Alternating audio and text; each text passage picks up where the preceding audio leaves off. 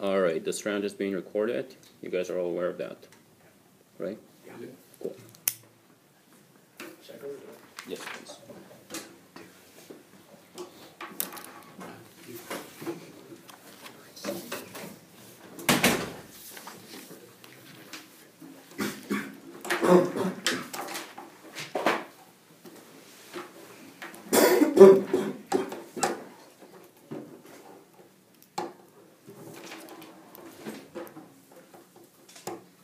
Are my judges ready?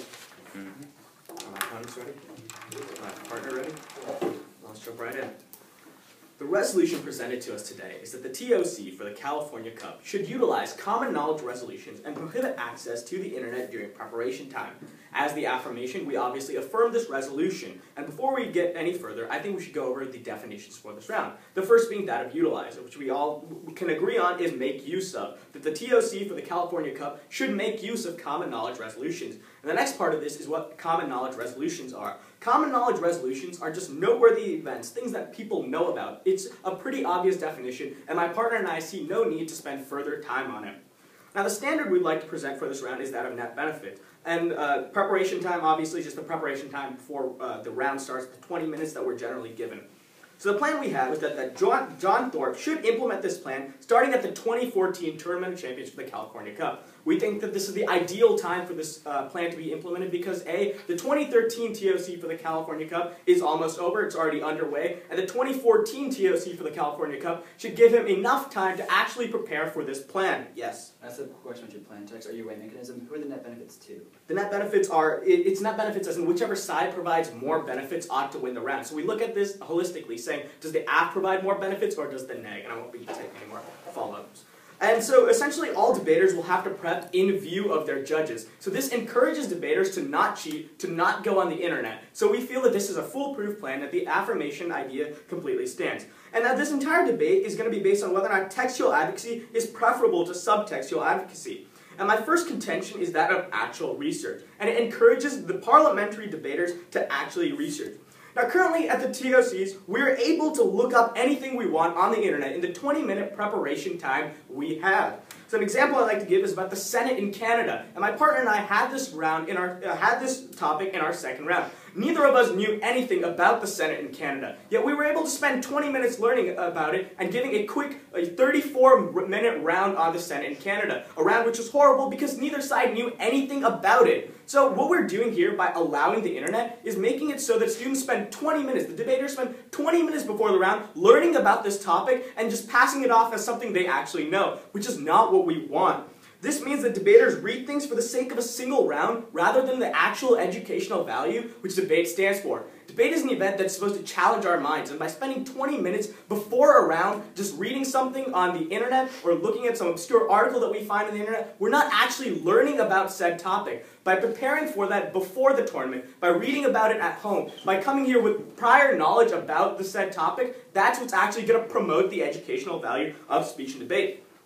Now, you're not learning a topic in 20 minutes, you're going to put that time in for something better, and this leads to more informed citizens, essentially, because we're going to spend time at home actually learning the topic. We're going to spend time at home learning about the sequestration. We're going to spend time at home learning about the Keystone Pipeline, rather than the 20 minutes that we spend before the rounds. So by spending this time at home, we're becoming more informed, because A, we have more time, and B, we're actually learning for the sake of learning. We're not learning for a single debate round, and that's the most important thing to take away from this resolution. Debate is an educational activity, and no internet essentially encourages more research. It encourages debaters to expand their horizons and learn new things, which is what my partner and I stand for.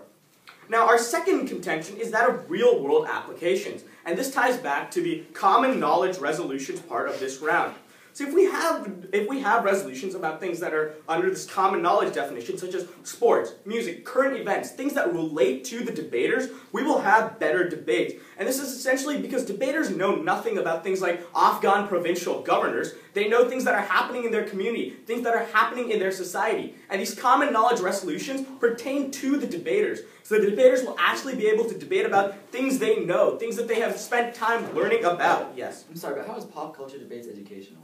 Let me into that, actually. I was just about to address that. So things like sports and music, right? That's common knowledge. Those are things that are going on, the controversies that are happening in them. I'm not talking about, the latest scores from the Lakers versus the Magic. I'm talking about what's going to happen if Dennis Rodman goes to North Korea and he spends time with Kim Jong-un. That's common knowledge because that's happening in the news. It pertains to politics. It pertains to sports. It relates to the students. The students are actually able to talk about it. Should Dennis Rodman have gone on ABC News and said Kim Jong-un wants Obama to call him? Those are the things we're asking for because we think those are the best topics for the students to debate on, things that they can relate to and things that they know. So essentially these better rounds are essentially higher quality rounds because the debaters actually have prior knowledge on the topics because they enjoy them and they're spending more time learning about the topics because it's more fun for them. So we're essentially tying it back to net benefits because it's good for the debaters because they're having more fun with the topic, and it's good for the judges themselves because they're not subject to boring rounds where students have to pass off this false knowledge that they acquired in 20 minutes prior to the round starting. The students know something about the topic, it's fun for the debaters, it's fun for the judges. Furthermore, this increases the population of people in parliamentary debate. So if the TOCs for parliamentary debate, which is the top tournament in the nation for parliamentary debate, if they're setting the standard saying we won't allow internet access and we will adhere to this law of this common knowledge resolutions, this means that more people will say, hey, parliamentary debate is changing for the better. It's changing for things that I like, and I'm going to join it because it's a more fun event, it's more accessible to me, and overall it's just a better event. So, I'd like to touch on the burdens for this round. And our burden is essentially to prove that our society is getting better off. So if one person benefits from our plan, then we win. If one person benefits educationally, say my partner and I, our education levels somehow increase because of this no internet plan, we automatically win this round. If the rounds are more fun for the judges are able to have a better time judging these rounds because the students know more about the topics, then we win this round. Now, my opponents, they have to say that our plan is detrimental to parliamentary debate and the Tournament of Champions for the California Cup. If they can prove to you, judges, that our plan is actually bad for parliamentary debate and the Tournament Champions for the California Cup, then they win. So in the quick 30 seconds that I have, I'd just like to sum up my contentions. My first is that it actually encourages debaters to research, which promotes the educational value of this event. And my second contention is that it's real-world applications, meaning that these rounds pertain to the debaters. They have something to do with the debaters, and the debaters are actually able to enjoy it more, and the judges are going to have a better time judging it. So for all these reasons, I strongly urge you to vote affirmation for the resolution that the TOCs for the California Cup should utilize common knowledge resolutions and prohibit access to internet during preparation time.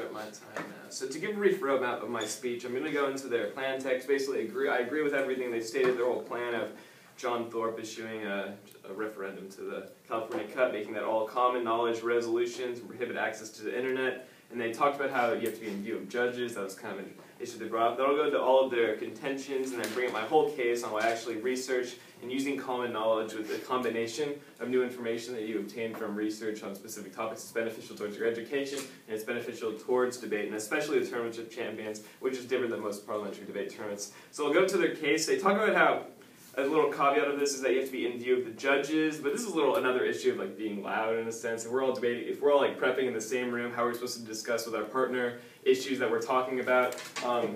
Yes. If there are two teams and two judges, don't you think they can just work it out where one judge is standing in or sitting in view? Oh, okay, all right. This isn't a major issue of the debate. I just thought of that. So I guess if they're doing that side of rooms, it's good. But we'll ignore all of that. So we'll talk about. They brought up in their first contention. Basically, it said that they debated this resolution that they knew nothing about. They didn't know anything about the Senate of Canada, and it was an awful round. But in fact, now they do know something about the Senate of Canada. My opponents can now go up into their school, and if the teacher mentions Canada, they're like, oh yeah, the Senate of Canada does this and that. And there's the whole issue of French people speaking languages in their province, and all of these other issues concerning Canada, concerning the Senate of Canada, and all these other things. My opponents broaden their information. Instead of learning about things things about culture and popular culture in their community, they learn something about a foreign nation of Canada. And other resolutions that we talk about have an information even more broad. We learned about the debt crisis in Greece.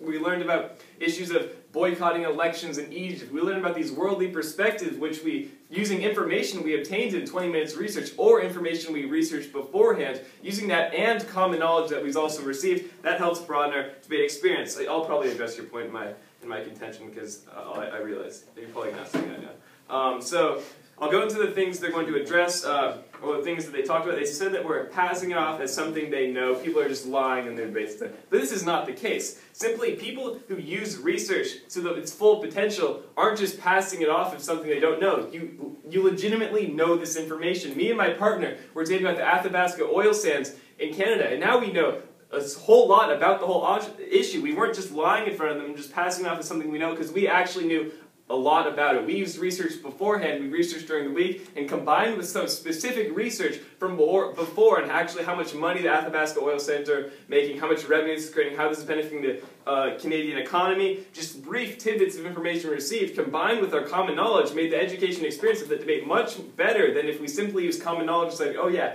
Athabasca oil sands, oil, common knowledge of maybe revenue for the economy. We obtained specific information, actually how these oil sands are benefiting the Canadian economy and how the local population is being ravaged by the expansion of these operations. This was all information we obtained directly from there. And therefore, this research was beneficial to our debate experience, and it did broaden the educational opportunity. My opponents also brought up that it's supposed to be a challenge. What's a greater challenge than this? If you don't know anything about the topic, you have 20 minutes to do it. Both teams are on an even playing field on some of the craziest debates. We're talking about boycotts of Egypt. I didn't really hear about the boycotts of Egypt beforehand. Both teams are on an even playing field. They both have 20 minutes to research, and usually they get a lot of information from that. They use their intuition on actually the effectiveness of boycotts, and they learned about that beforehand, apply it to the debate, use new information on how Egypt is a special case. That's just how the education and learning new information broadens the challenge and makes it actually more of a challenge than simply use common knowledge when we're debating about basketball and debating about celebrities. So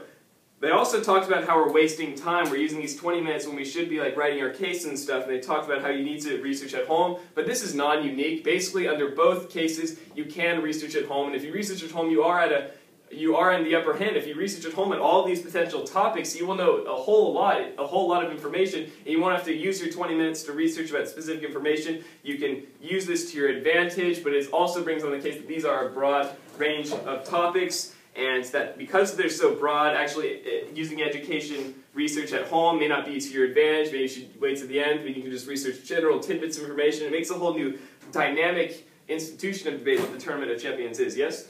Do teenagers typically procrastinate when it comes to things? Do they? Sure. Is that like a stereotype? Yeah, sure. No follow-ups though. Yeah, people do procrastinate in a sense, but the hardest workers are the ones who least procrastinate, and therefore they are debaters, and people who are researching stuff. So that's just not really an issue. Encourage research at home and research before. We'll go into the second issue of real-world application. What's more real-world application than current events of a global scale? You can't use common knowledge to debate issues of the European Union putting more money in the money supply in the Eurozone. That's just not really common knowledge. You need to learn more about the world and learn about current events, the debt crisis in Greece. That's all an issue. And if we want common knowledge, we can still use common knowledge in these specific debates. We just also want to combine common knowledge with new information, because that broadens your common knowledge and also broadens the institution of debate and more information. And they brought up how it's more fun, but basically in my opponent's world, more fun is dumbing down the topics to make debate less educational and just more like whether or not this basketball player should be traded or not, or whether or not California should succeed from the United States, because I guess that could be kind of like common knowledge-y.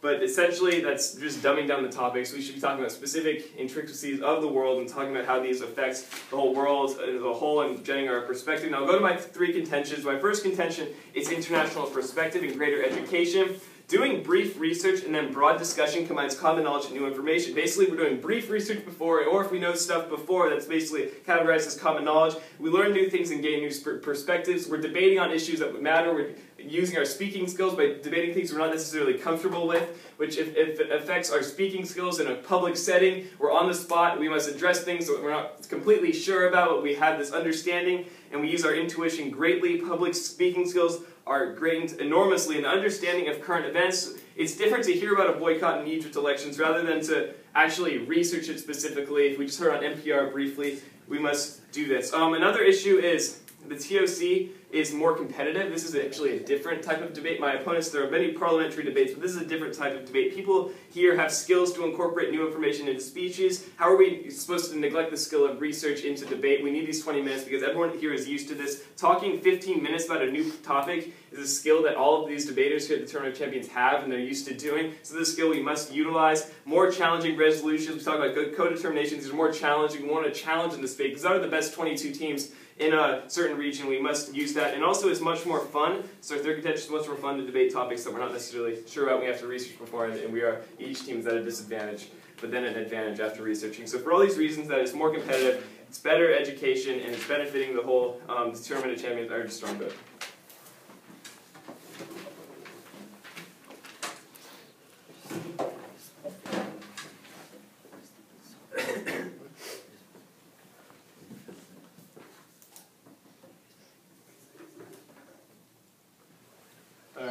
Before I start, I just wanted to apologize. I'm kind of sick. If I break out like coughing, it's not my fault.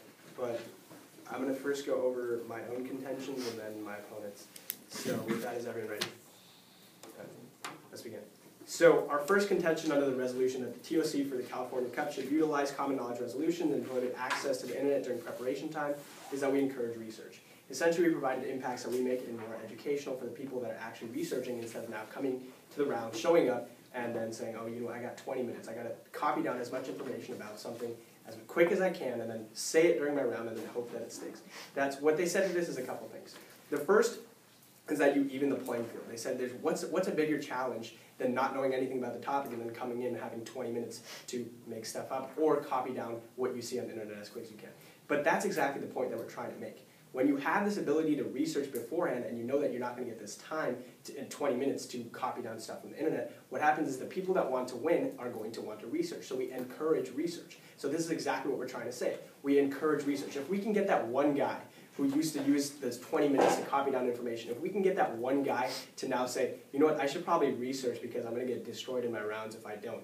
If we get that one guy to become more educational, we win the debate. My opponents agreed with this verdict. Yes? Does having internet prep and more interesting resolutions lead to no research beforehand? Does having internet prep and having no interesting resolutions? Having like under your plan, under the current status quo, is there like no incentive to research beforehand? There's not as much, which is the point that we're trying to make. There are some people who are going to say, yeah, I get the internet, so I don't have to research beforehand. I'm pretty good at writing. I can show up and copy down everything I can. So we encourage research. Again, this ties back to the one person thing. If we get one person to research more than he did in the past, then we have won the debate. We provide a better situation than we do in the past. Another thing that they said are about brief tidbits of information. Sorry, I can't take your point, but I could take up time with that. Now, they talked about how you're getting brief tidbits of information, but again, if you want to do the best you possibly can, you're going to want to research the most you possibly can. And this is going to happen through prohibiting the internet because people want to win rounds. So the best debaters are encouraged to research. This is, again, then the refutations are literally supporting our points here. Now, and then the last and final thing they said was about our topic about the Canada Senate. They said, now we do know about Canada. But again, do you know as much about Canada as you would have if you researched beforehand?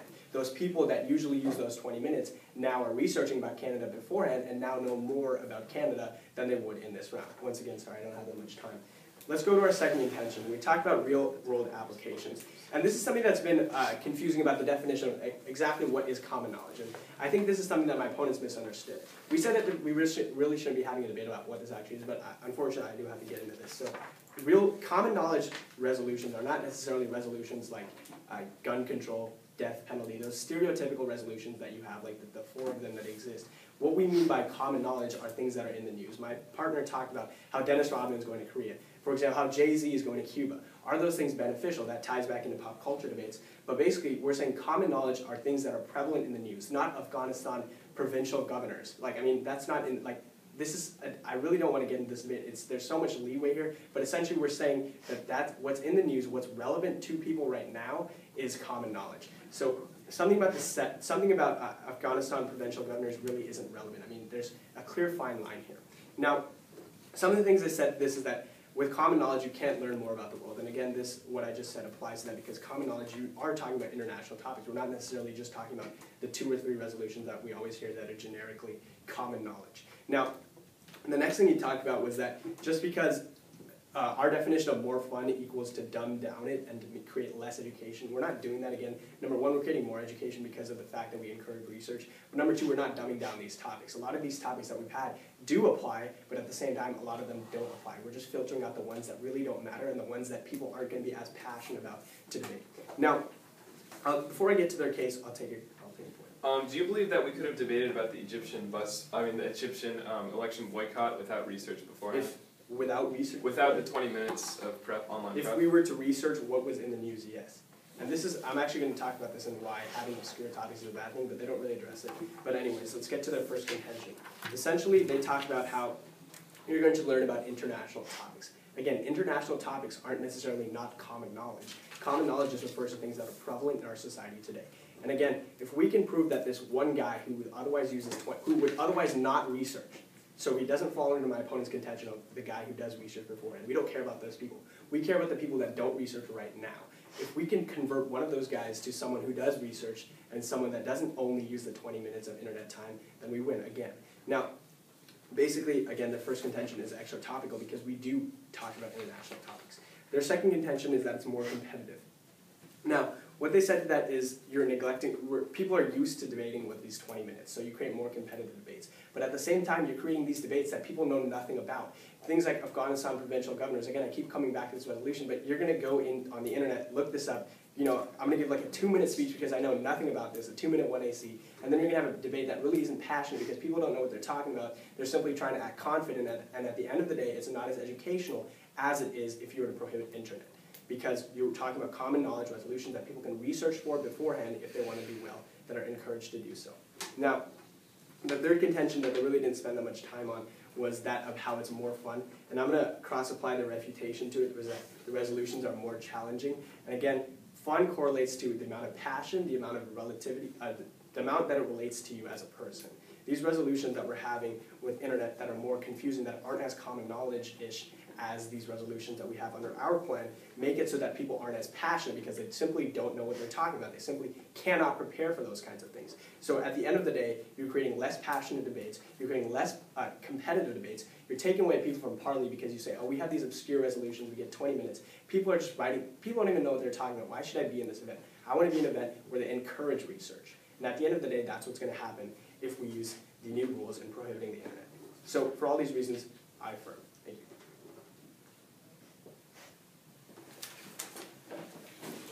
Alright, so I'm ready? I'll start my time now. And I'm just going to go right into the government case. I'm going to talk about a lot of how limited their view is in this tournament, and then in this round. And I'll talk about how they really only want to pay attention to what's common knowledge to them, what pop culture, what Dennis Rodman is doing, where Jay-Z is going, and how somehow that's beneficial to debate.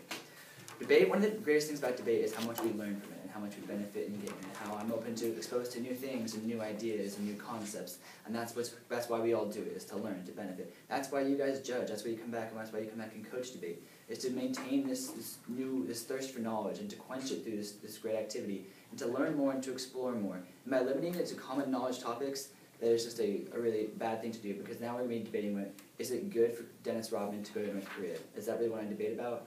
Or do you want to debate about what should go on in North Korea and more intense topics that might require some background research?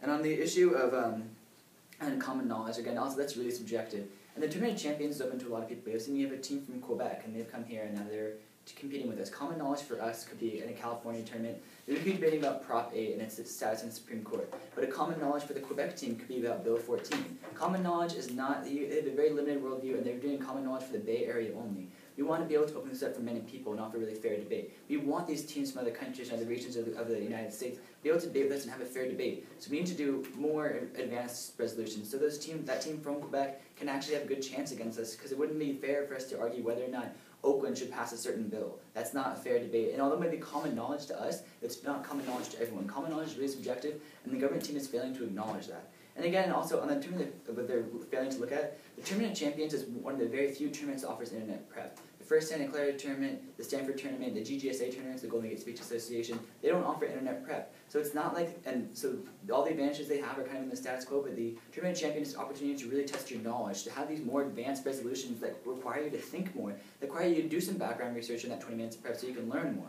So really the fact that if the tournament champions switch to no internet prep, you wouldn't be encouraging more research because these other big tournaments that are already in the status quo don't have the internet prep. So these debaters are already going out and researching, and everyone who does debate is already inclined to research, and they're already inclined to watch news and read the newspaper. And these other big tournaments don't offer internet prep, so these people are already doing that. So all those advantages that they mentioned already exist in the status quo, so not actually changing anything. And furthermore, the government team didn't have any harm to the status quo, but their plan brings many harms.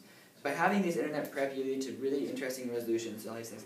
And all these other things. And they talked in their first connection about actual research. Hey, do research beforehand. But again, that's already in the status quo for these tournaments that don't offer internet prep. And by doing this, a combination of both actual common knowledge you had before, research you had before, and internet prep. Let's make your point. So does everyone going into the TOC research beforehand? Because you say it's in the status quo, but it's already in. Well, if you've done any other debate tournament in the past that doesn't require internet prep, then you research beforehand. You listen to the news, you watch news, you know what's going on. You have practice. You learn through that. And that's research beforehand. I'm sorry if you didn't research beforehand, but it's the general consensus that you're supposed to research beforehand. You're supposed to be up on the news.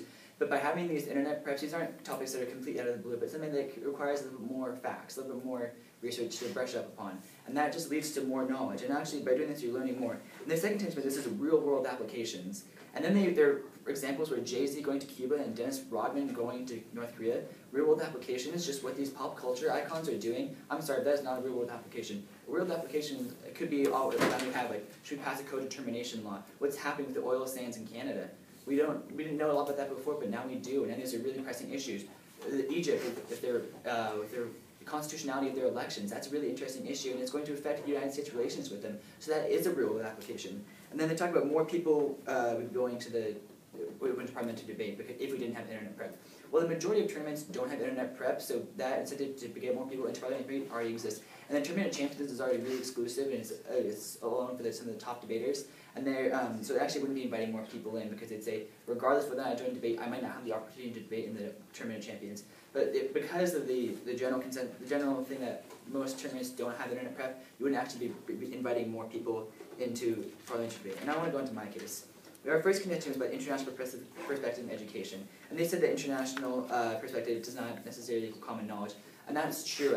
We know some things about what's going on in other countries. We don't know everything. But by having this internet prep, we can augment our knowledge and we can learn more and can benefit more and make us more well-rounded citizens, not only of the United States, but citizens of the world. So we can interact with other people better. When we go off to college, we know more, we can interact with people from other countries. It just makes us more welcoming and more knowledgeable about the whole world. And that's going to help us in the future. Instead of having this narrow, very one-minded approach, and that's what the government team is trying to say, like, we're a very, very small approach. We're not going to think about other aspects, other cultures, other people, even other regions of America or North America. They're going to very, very limited, and that's not educational to debate. And you as the judges, we're talking about net benefits to the whole. The debaters don't get the benefit as much because they're not learning as much. The judges aren't learning as much because they're listening to debate on something they've heard over and over again. And how are they learning from that? But you as a judge, when you hear a new topic that you might not know much about, you're going to learn more. You're going to see a new perspective maybe you haven't seen. So this benefits the judges more. And when you're weighing on net benefits, you see which side provides the most net benefits. We're benefiting the debaters more, and we're benefiting you as the judges more. And our second tension is that TOC is more competitive. It involves skilled debaters, and so again, we should have these harder topics, these more challenging topics, because we've seen they talk about those cookie-cutter topics like gun control. You see those in your local debate tournaments. I see them in my Golden Gate Speech Association tournaments. But the tournament champion, that's competitive, that's elite, that is difficult, and we need these resolutions that are hard. And our third tension, this is more fun. And we were talking about these. I've learned so much in this yesterday and today. I've learned these new things and explored new topics, and I've actually enjoyed it. And this is one of the reasons I do debate. And one person who's actually going to hurt from this is Artem Raskin. He's one who writes resolutions, and he loves these. He has a lot of fun doing this. So he's actually going to see a huge detriment, because this is one of the things he takes joy in. This is one of the things why he does it. So we can explore these new topics, so we can have fun with this. And if you go vote for the government team, you're taking away your joy, you're taking away your exploration. And that is a huge detriment to the parliamentary debate, because Artem Raskin is great. He's a huge asset for the California debate. And if you take away his joy for the debate, we're taking away all of our joys for the debate, because he's not put as much effort into it, and we're not going to enjoy it as a whole. And we really want to do this. So, Judge, you should be voting on which team provides the most net benefits. And we look at the government team, there are no net benefits. If you vote for them, you're thinking, well, we're going to debate about whether Dennis Rodman's going to go to North Korea that next month. Is that fun? No. Does that help us? No. That only hurts us. And the fact that they say they're providing more research beforehand, that's not true, because that's not unique to them. Every other tournament, many other tournaments don't offer internet prep, so these debaters who had to be in those tournaments to qualify for this one have done outside research beforehand, so that all their benefits are non-unique to their case and already exist in the status quo. If you look at our case, we're providing international, we're making this international perspective, we're making this harder, making people learn more. So with that, you should vote on which team provides the most net benefits. And our team, the negation team provides the most net benefits to the debaters, the judges, and everyone involved in the debate. So with that, I urge a strong vote for the opposition team.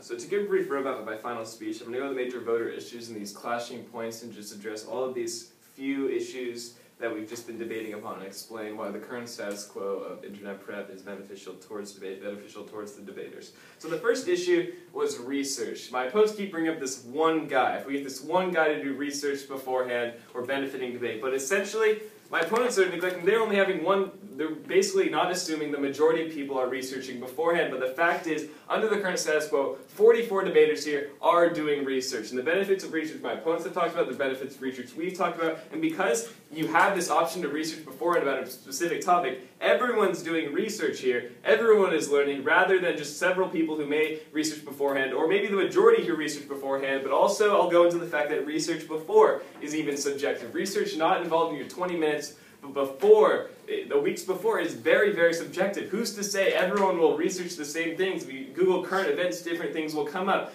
No one will really learn about the Athabasca oil sands. No one will learn about the Egyptian boycotts. Maybe people will do some current event research and will learn about Europe instead, and just several little things about maybe Spain, which our resolutions don't even confer with. We haven't really been debating about Spain. So because research is subjective, the only way to make it an objective form of research and still have these specific topics that's even for the whole playing field, we must have this 20 minutes of research before to get information on these topics and still have the variety and the specific topics we've been having and keep the current status where these topics are challenging, these topics are specific, and in fact they're very much fun and very educational. Yes?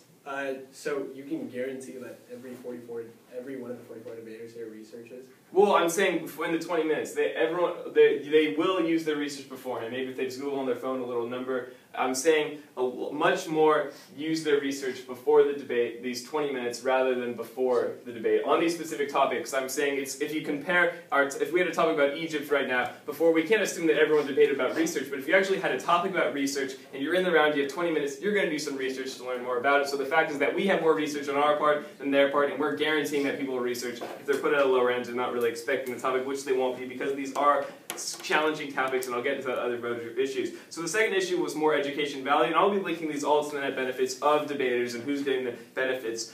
So basically, this is subjective common knowledge. My partner brought up and the fact that it is very subjective. We have Canadian teams. Canadian teams aren't learning much about California. They aren't learning much about anything going on in the current communal region, not learning about Dennis Rodman going to North Korea. These Canadian people aren't learning about that, but the only thing they are learning about, maybe if they're learning beforehand, they will learn about a variety of events. We're all on an even playing field. If we're talking about Egyptian boycotts in Egypt, we can't really assume that everyone's going to research beforehand, because that's subjective in a sense. The fact that common knowledge is subjective. If we can only have these interesting, specific topics, if we have this 20 minutes of research beforehand, because if we don't have this 20 minutes of research, we won't be able to have these interesting topics, and when we put it in a world debate, we're only debating pop culture, these celebrities who go to foreign countries, which is my opponent's world, and we do not want that, because that is detrimental towards debate. We're upping education. So the net benefits towards debaters are increased knowledge, increased speaking skills, because of these topics, because they're so interesting and they're so out of the blue. The fact is that we're having debating things that we're not necessarily comfortable with, we're having to talk here for 15 minutes about stuff we don't necessarily know that well, but we will be knowing because we're using our intuition, we're using our minds, we're using our thinking skills, our critical thinking skills and problem-solving skills during our speech to debate topics about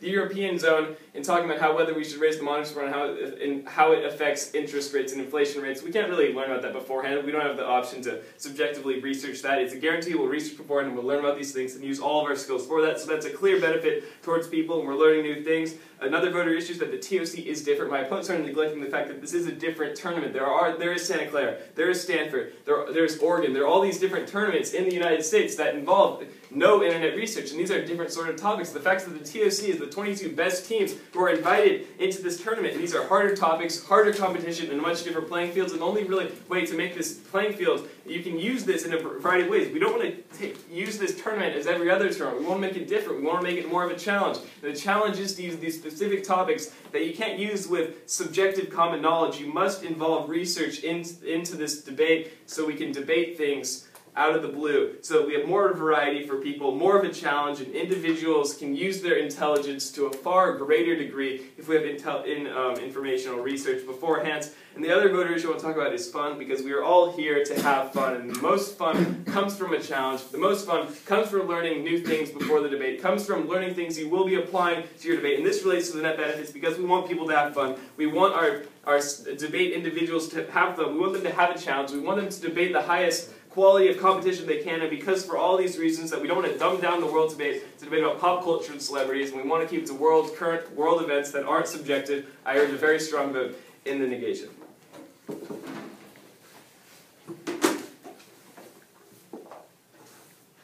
So are my opponents ready? Are my judges ready? My partner ready? Jump right in. So as the final speaker on the affirmation side of this resolution, judges, I'm going to be providing you with voter issues, or why I believe that the aff has clearly won. And I've got 4 key voter issues for you to judge on today. Now the first is our two-world scenario. In our world, we have intellectuals who need to study before the round, before they come to the tournament, who need to spend time researching the topic and trying to understand what's going on in the world. And our opponent's idea in their world is that you have these pseudo-intellectuals, people who spend 20 minutes before a round trying to become experts on a topic. Yes? How are these pseudo-intellectuals people who have to qualify for this most competitive tournament in the country? I'll actually be getting into that. So, essentially what we have here is that we have these tournaments. We have a lot of tournaments, as my opponent stated, that allow internet use. So in these tournaments, these people qualified, they did well, but they spent their 20 minutes learning about the topic before the round. They didn't spend the time at home actually learning about the topic. No, I can't take any more questions. Sorry. So we have these pseudo-intellectuals versus the intellectuals in our world, and we believe that we win off of this. Now our second and most important voter issue, and that I want to stress the most, is that of misconceptions. And our opponents fail to understand these common knowledge resolutions. Now these common knowledge resolutions aren't Joe Flacco's new contract or Kobe's ruptured Achilles. It's about things that are happening in the world that relate to us. And so the first thing I want to talk about is this whole misconception about sports. And it's about Dennis Rodman going to North Korea. Now, why is this topical? A, because North Korea is in a state of war, is in a proposed state of war with America. They are threatening to nuke us off the face of the world. It's a big deal. And now Dennis Rodman in the middle of this goes to North Korea. Why is this applicable to students? Well, because students watch basketball. Because we're kids and because we like this sort of stuff. We know what's going on. So it's very topical because it has to do with the news and what's going on and because it relates to the students. Now, my second example is that of Jay-Z going to Cuba. Why is this topical? Well, because we have sanctions against Cuba, and Jay-Z is a huge supporter of President Obama. Is this sending signals? We don't know. And that's why these are topical, because they relate to students, and because they also have to deal with the news. Now, another problem we have with this is that our opponents constantly fail to understand our definition of common knowledge resolutions. We stated that they're noteworthy things that are happening in the news and things that people know about. Now they come up here and they say, oh, none of your resolutions have anything to do with the news. We can't learn about things. But that's completely false because our definition in the very first speech states that it's things that are happening in the news, things that are noteworthy. So we win off of this. Now they say that common knowledge is extremely subjective, but there are things that everyone should know about. Common knowledge is things such as gun control, gay rights, social security. That's common knowledge. The word common is in there because it's widespread, because people know about it. Now, our third voter issue is that of more fun. And our plan is to have Artem Raskin, the man who writes these resolutions, write about things in the news, as well as things that pertain to students, things such as pop culture, things that students can actually relate to. And this leads to better rounds. And better rounds are more fun rounds because the students have more fun actually debating on the topics. I'm sorry, I have a lot to get through. I can't take your question right now. If I have time at the end, I will. So these students are going to have far more fun debating these topics because they actually know something about it, because it relates to their lives. And you have more fun when you're doing something that you're completely interested about, rather than debating about some highway in Quebec or Afghan provincial governors. My partner and I had absolutely no fun doing that, therefore it was detrimental to our education. Now, our fourth voter issue is about the whole one guy idea. In my first speech, I talked about the burdens of this round. I stated that the affirmation has to prove that under our plan, that if one person somehow benefits educationally, then we win. The negation has to prove that our plan is detrimental to parliamentary debate and the Tournament of Champions. So let's say my partner and I did not research at all for this tournament, and we come here without researching beforehand, and we rely on the 20 minutes before our round to prepare. And then we come next year when our plan is in place. I'm sorry, as I told your partner, I can't get to your POIs. Now we come next year to this tournament where our plan is in place, where we have no internet prep and we have common knowledge resolutions. Essentially, our education levels are going to rise. Now, that's not just one person, that's two people. And because we proved to you that for two people, the educational level will rise because they would have researched prior to coming to the tournament, because internet would have been banned, we should automatically win. So now I'd just like to sum up my contentions and prove to you why I think that the affirmation is clearly won. Our first contention is that we encourage debaters to actually research. By eliminating this internet use, the 20 minutes prior to the round actually starting, we're encouraging debaters to spend time at home actually learning about the topic, actually trying to understand what's going on, rather than spending 20 minutes to try to become an expert in a topic and have a 38-minute debate about it. That simply isn't beneficial to anyone's education. Now, our second contention is that of real-world applications. The resolutions we provide under the common knowledge resolutions are things that are applicable to the students and the judges as well. So we'll provide for better rounds and for higher quality rounds, which are just more fun for everybody, the judges and the students. So for these reasons, I affirm. Good job. Sorry, we're both sick. Okay. And I know Arden doesn't shake hands, but thank you. Thank you. Thank you for judging. Thank you for judging. Thank you.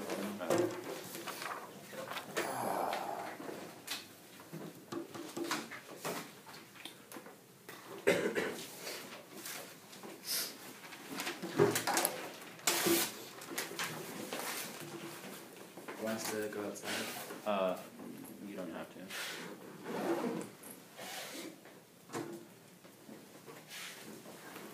I'm done.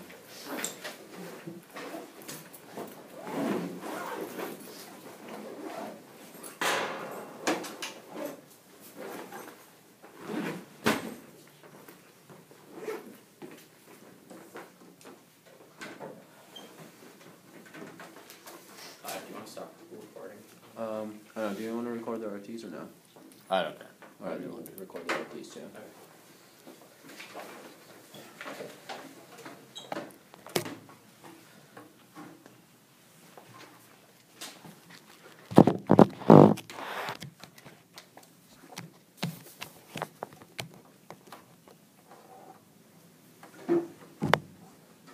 I move that chair. Is that not? Yeah. Let's see. No, it's fine. Okay.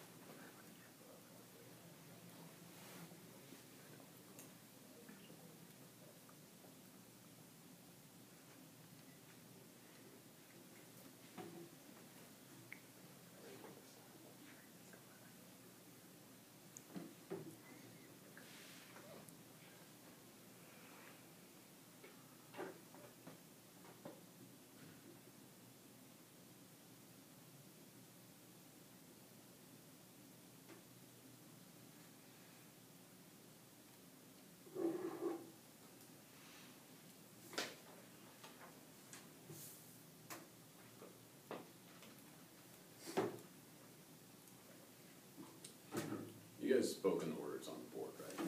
Yeah. Yeah.